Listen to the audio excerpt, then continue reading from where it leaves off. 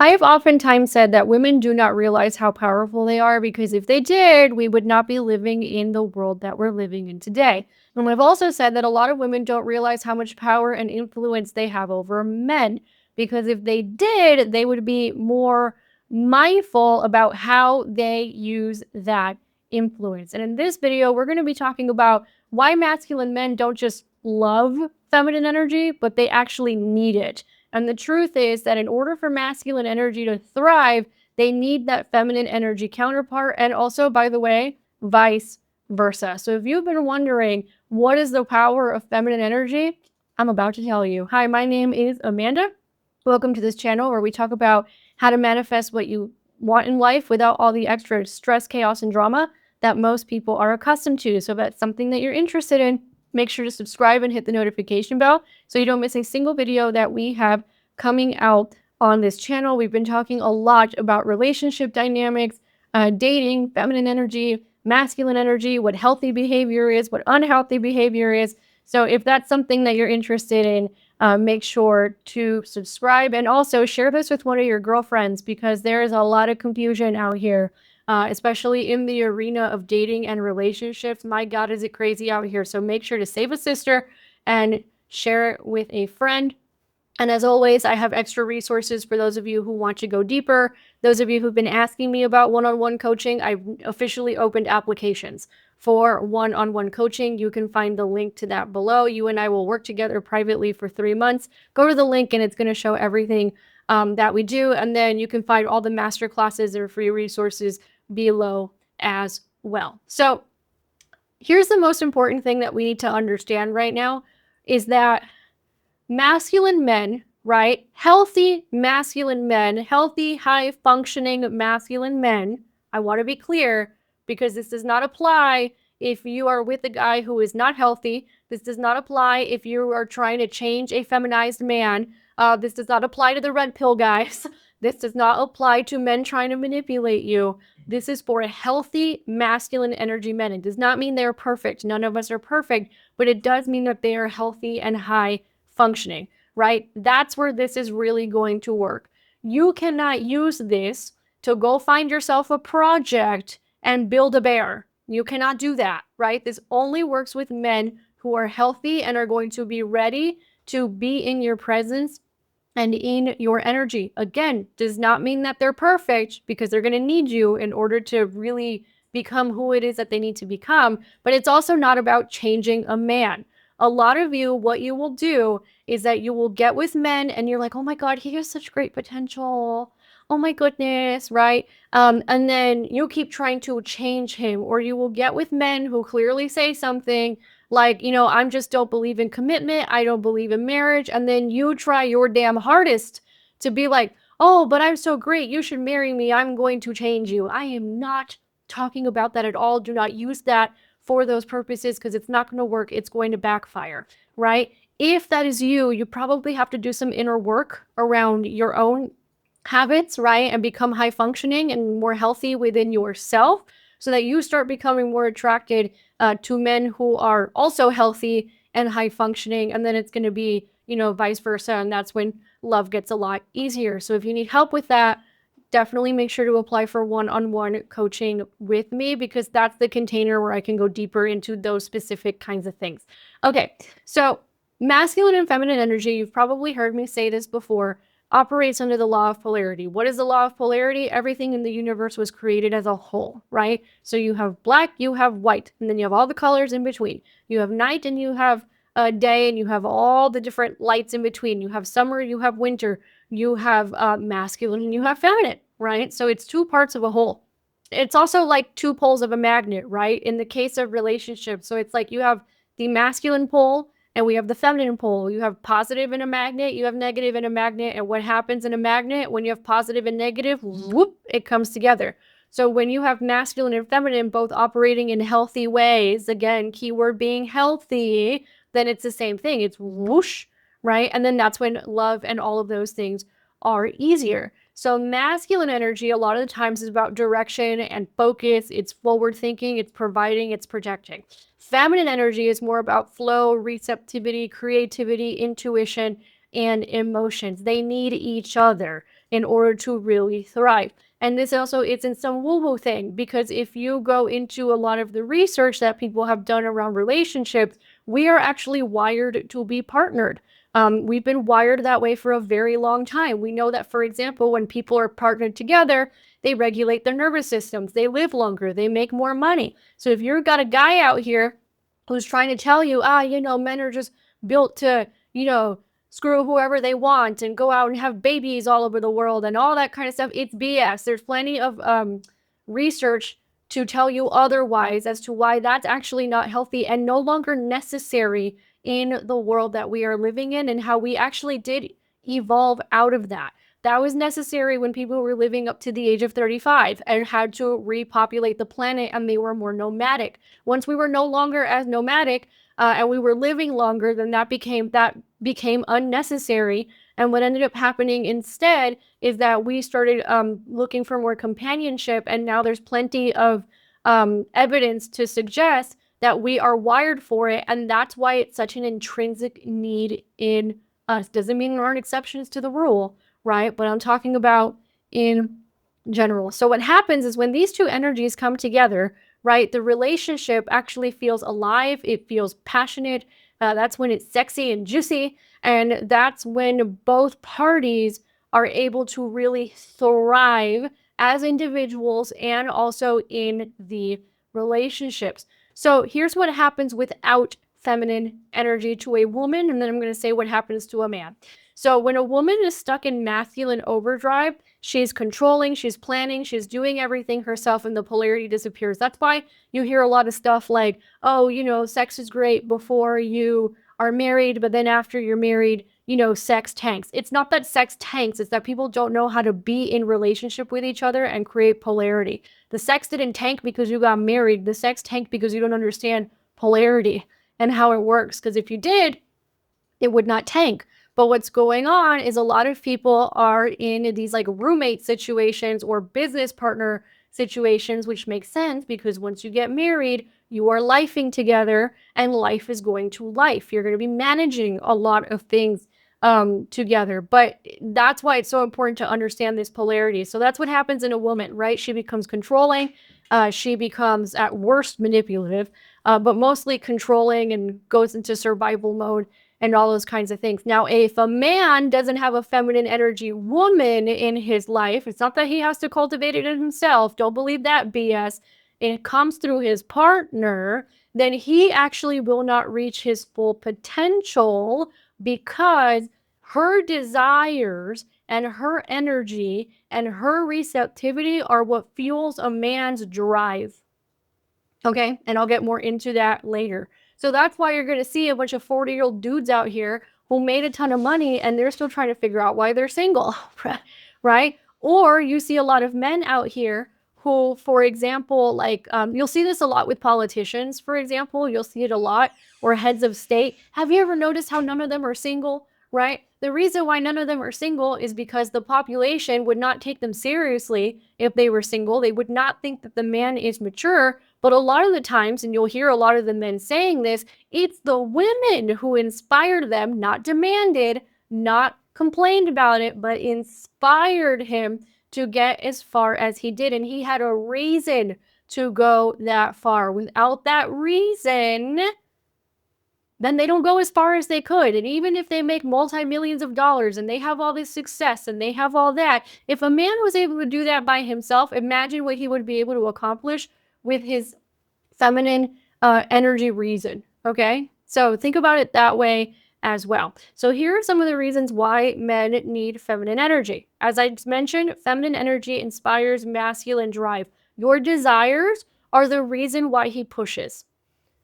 What happens is that most women don't know this, right? So instead of expressing desires like, oh baby, I would really love this, right? I would really love that kind of a house. I would really love to live over here. Thank you so much for taking such good care of us, and appreciating him and then expressing her desire. Most women complain, most women nag, and most women don't appreciate what the men in front of them are already doing. The reason why is because most women are constantly trying to change men, as I was saying in the beginning, right? You cannot change a man, right? He's going to do it because he wants to. And in order for him to want to, he needs your desires as his target. He needs your desires as his direction. He needs your feminine energy and your receptivity and your appreciation to fill him up to go back and go do it again. That's how it works. Now, feminine energy also brings emotional depth. So men live up here in the head, right? And women with a lot of masculine energy also live up here in the head, and that's why they struggle in relationships, right? Either they attract a lot of very feminized men, or if they do get with a masculine man, it's a lot of freaking headbutting because there's too much head energy going on. The feminine is more about the body and more about the emotions. Now, many men struggle to connect with their emotions for a lot of reasons. Now, with the feminine woman, what she does is that she creates a safe space for him to feel, for him to be vulnerable, for him to open his heart and experience intimacy beyond the physical. A lot of women and men out here think that intimacy is only physical, it's only rubbing body parts, it's only chemistry. It is not true. There are lots of non physical ways to be intimate, and you also need those in order to have a well functioning relationship.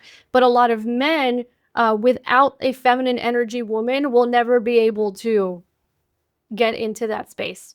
And again, the mistake that a lot of women do is that they do not create safe spaces for his emotions, because what do a lot of women do? What do basic women do? Let's be real, it's basic behavior. They criticize him all the time. All the time. Women do that, right? So feminine energy also restores balance, okay? Because it's the yin and the yang. It's the masculine and the feminine. Everything in the universe is created whole. So masculine energy thrives in structure and direction, but without feminine softness, again, that recharging of him that the feminine creates for him, he's gonna burn out. The same way that a woman burns out when she's too much in masculine energy, but we have to learn how to become in feminine energy in order for us to not burn out. It's different for them. Their masculine essence, they are not going to cultivate feminine energy within themselves. Where they get feminine energy is from women.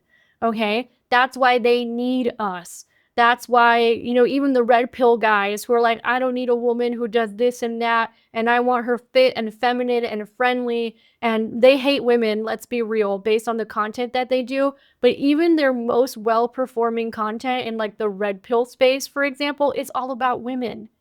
When you go in women's spaces, the best performing content is about how to improve themselves. When you go into red pill spaces, the best performing content is still about women, right? Because that's how much men need us.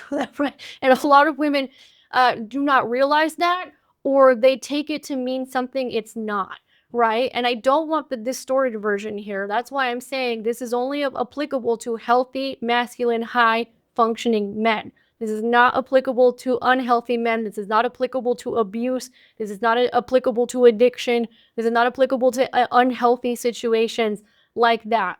And that's why I did that disclaimer in the beginning. But basically, as I was saying, the masculine energy thrives on the structure and direction. He's tired, girl. He's going out there providing for you, right? So what he wants is to be filled up again. And the way that he becomes filled up again is by being around the gifts that feminine energy give him. Again, it's not just like, hey, the desires give him drive. It's also that the environment you create for him allows him to fill back up. And I used to hear this all the time because in my previous business, I had a lot of male mentors and I was around a lot of high performing men. And this is something they would complain about all the freaking time. Good men, by the way, very good men. They're out there, they're busting their butts. If they're married, they're like, I'm doing it for my wife and kids. If they weren't married yet, they're like, I'm preparing for my wife and kids. Like really good men. And this is what they would complain about. This is the number one complaint, is that they would come home after a very long day at work where they're busting their behind to provide for their family, and it's just chaos at home, or it's drama at home that she's bringing to him, not like the kids, right, but that she is bringing to him. Or it's constant fights at home, or her not appreciating him, or her telling him that he's not enough, or criticizing him. That was the number one complaint. I heard from all of these high performing men. I went out with a guy one time who had a, 8-figure business. He took me out to dinner one time because he was helping me with something at work. And he's like, yeah, I have a hard time finding women because every time, like, they either don't like how much I work or they don't see what I'm doing for them. Like, I'm literally doing it for them and they don't even realize it. Or my husband had that problem before he met me. So, one of the things that really stood out to my husband about me was the fact that if he needed to go work late into the night, okay, no problem. No problem. Like, I never had an issue with that. I never had an issue with his ambition. I never had an issue with him working. I never had an issue with how much time he would spend working because I know he's doing it for me, right? He's doing it for me. He's building for me. I am the receiver of it. But that was not his experience with women previously. His experience with women previously was that they would complain and they'd be like, why don't you spend time with me? Right? Instead of being like, which is a very immature, basic way of saying it, by the way. One thing you could say instead is like, thank you so much for working so hard for us. I see how much effort and time you're putting into it. I really appreciate it. I really feel provided and taken care of. I just miss you a little bit. So, let me know when you have time. And then you let it go and walk away. And that's what's going to happen in his brain. He's going to be like, let me go spend time with my wife. That's what's going to happen in his brain. But if you do what most basic women do, which is complaining about it, why don't you spend time with me? You should be calling me. You should be spending more time with me. You should be doing this. He ain't going to do shit. Not even a healthy man will do anything. A healthy man will completely shut down if you do that. And then the final thing is that feminine energy awakens devotion, right? So the feminine, we live in devotion. Everything we do is in the name of devotion. It's either in devotion and surrender to spirit, or it's in devotion and surrender to our audience, or it's in devotion and surrender to our family, but we're always in some form of devotion, whether we know it or not. Like for the feminine, it's not about discipline, it's about devotion. That's the difference.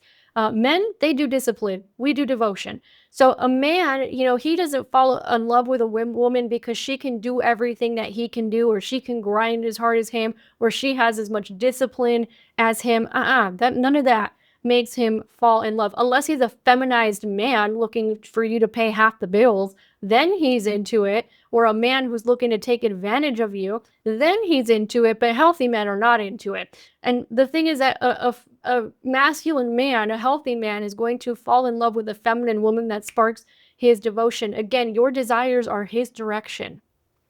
Period. That's how it works. That's why a lot of times you will not see high achieving men who are single. You will not see it. Now, if they want to go sabotage and blow up their whole freaking lives, that's a different story. But oftentimes you will not see it. It's very rare that you see high performing, high achieving men who are single. It's not common. Or heads of state that are single, like the example that I gave. I mean, hell, in the United States, we just had an election, and I think one of the people who was in the primary for the Republicans went to go find himself a girlfriend because people were like, "Why are you single?" Like um, that's how much it matters in society. So the reality is that feminine energy and the feminine is a gift to the masculine, right? You receiving is a gift to him, and then he's going to keep giving to you, and he's going to keep pushing, and he's going to keep driving because he's doing it for you. At the end of the day, he needs that. But again, it only works with healthy men. Don't do this with unhealthy, feminized, low functioning men. Don't do that, right? Because it's not going to work. It's going to totally backfire on you and you're going to get frustrated. If you find yourself that you keep being attracted to men like that, then you have to do inner work so that you start becoming attracted to healthy men. That's a completely different story, right? But assuming that you're healthy and he's healthy, then this is a beautiful relationship, beautiful symbiotic relationship. I mean, I'm starting to have theories that this is how you manifest really fast, is when you get together as a couple, because it would make sense in a lot of ways. Because if you need masculine and feminine to make babies and it's creation energy, then imagine what else you can create when you have two healthy, high functioning individuals who are holding their unique poles in the relationship. I mean, it's a beautiful, unstoppable thing. And then on top of that, the sex is good when it's like that. Or you have polarity in the relationship, or even if you have kids, it doesn't ruin you. So a lot of the things that people say out here are just not true. They're just not They're functioning in basic ways if they're telling you, like, oh, yeah, sex dies after marriage, sex dies after kids, the romance dies.